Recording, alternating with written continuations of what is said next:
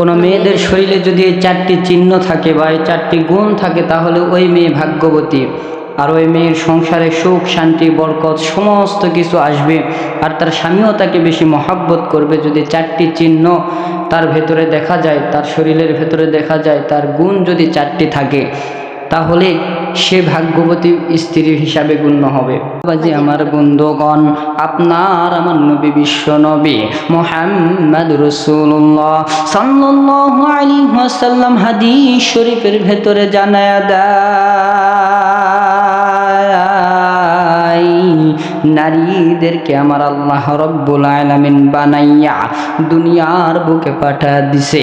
দুনিয়ার বুকে পাঠাইয়া আমার আল্লাহ রব্বুল আলামিন হুকুম করেছে এই নারীদেরকে পর্দা করতে হবে, 5 ওয়াক্ত নামাজ পড়তে হবে, নিজের লজ্জা স্থানের হেফাজত করতে হবে, নিজের শরীরের প্রত্যেকটা অঙ্গ এটা স্বামীর জন্য তার মধ্যে হেফাজত করার নির্দেশ আমার আল্লাহ রব্বুল আলামিন দিয়েছে। আমার বাবাজি আমার বন্ধুগণ, এই নারীদের ভেতর থেকে 4টি গুণ অবশ্যই নারীর ভেতরে থাকতে হবে। যেই নারীর ভেতরে এই 4টি গুণ থাকবে না, সে কখনো ভাগ্যবতী নারী হইতে পারবে না, সে কখনো ইমানদারিত্ব নারী হইতে পারবে না, সে কখনো স্বামীর সংসারে টিকতে পারবে না, থাকতে পারবে না। তার ভেতর থেকে 1 নাম্বার গুণ আমার নবী জানায়া দেয়, 1 নাম্বার গুণ হইতেছে ওই নারী সবচাইতে ভাগ্যবতী হবে যেই নারী স্বামীর আদেশ মানবে, স্বামীর আদেশগুলোকে নিজের দায়িত্ব মনে করে মেনে নেবে এবং স্বামীর সমস্ত হুকুমগুলোকে মানার পরে স্বামীর খেদমত করে করে নিজের জিন্দেগিটা কাটায় দিবে। স্বামী যেইগুলোকে নিষেধ করে দেয়, স্বামীর নিষেধগুলোকে ভালোভাবে যেই নারীটা মানবে, এই নারী তো ভাগ্যবতী নারী হবে। এই নারীকেই তো আমার আল্লাহ জান্নাত দেয়া দিবে, এই নারীকেই তো আমার আল্লাহ রব্বুল আলামিন পছন্দ করেন। 2 নাম্বারে আপনার আমার নবী 2 নাম্বারে বলতেছেন, ওই নারীটাই তো ভাগ্যবতী নারী যেই নারী স্বামীর আদেশকে অমান্য করে না। 2 নাম্বারে তো ওই নারীটাই ভাগ্যবতী নারী যেই নারীর সামনে স্বামী উপস্থিত হওয়া মাত্র ওই নারী নিজের অঙ্গি ভঙ্গি ঢঙ্গি দ্বারা নিজের স্বামীকে আনন্দ দিতে পারবে, নিজের স্বামীকে নিজের দিকে আকৃষ্ট করতে পারবে। এই নারীকেই তো আমার আল্লাহ রব্বুল আলামিন মহব্বত করে, এই নারীকেই তো আমার আল্লাহ তাআলা ভালোবাসে, এই নারীকেই তো স্বামীও মহব্বত করবে, ভালোবাসবে। আর এই নারী হইতেছে পৃথিবীর বুকে সবচাইতে উত্তম নারী। দেখবেন আমাদের দেশে বাংলাদেশের ভেতরে এমন এমন নারী আছে যারা সাজুগুজু করে নিজের স্বামীকে কিসের কি আনন্দ দিবে, নিজের স্বামীকে আনন্দ দেওয়া ব্যতীত তারা পরপুরুষকে আনন্দ দেয়।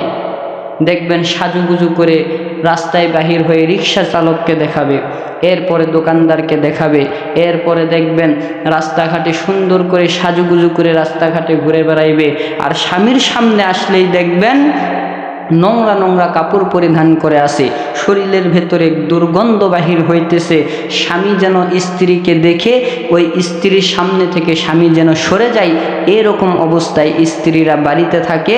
আর ওই স্ত্রী যখন বাজারে যায় তখন দেখবেন সুন্দর করে আতর সুরমা লাগাইয়া শরীরের ভেতরে সুন্দর সবচাইতে উত্তম সুন্দর পোশাক পরিধান করিয়া, এরপরে ঠোঁটের ভেতরে লিপস্টিক লাগাইয়া, চোখের ভেতরে দেখবেন কালারিং করিয়া, চুলগুলোকে ছেড়ে দিয়ে রাস্তা দিয়ে ঘুরে বেড়াই। আর বাংলাদেশের সমস্ত যুবক ভাইদেরকে দেখে বেড়াই। আর স্বামীর সামনে গেলেই দেখবেন নোংরা পরিবেশে থাকে।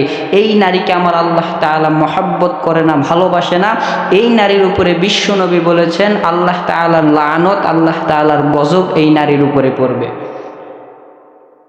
এই জন্য সম্মানিত হাজিরিন, দিলের কানটা লাগায় শুনবেন, আর কোনো দিকে নজর নাই।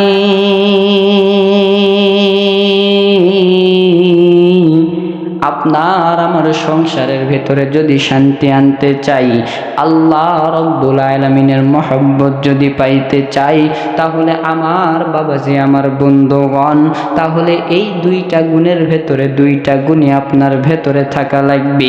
এরপরে 3 নাম্বার গুণ হইতেছে ওই গুণ যে নারী স্বামীকে যেইটা ওয়াদা দিবে, এইটা সঙ্গে সঙ্গে যেই স্ত্রী পালন করবে, ওই স্ত্রীকে আমার আল্লাহ রব্বুল আলামিন মহব্বত করেন।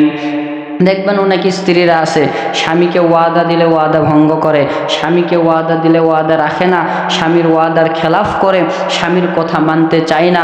স্বামী যদি একটা কথা বলে যে তোমাকে অমুক কাজটা করতে হবে, সেই সময় স্বামীর মুখের উপর বলে দেয় ঠিক আছে করব, কিন্তু পরে সেই ওয়াদাকে ভঙ্গ করে।